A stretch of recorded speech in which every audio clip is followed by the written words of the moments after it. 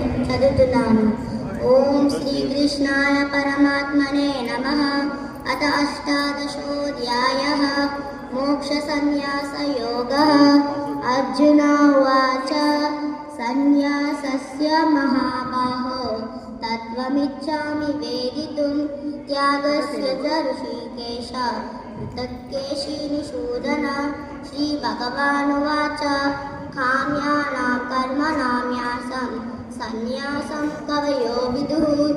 సర్వకర్మఫలత్యాగం ప్రాహుస్త్యాగం విచక్షణాః. త్యాజ్యం దోష విదిత్యేకే కర్మ ప్రాహుర్మనీషిణః.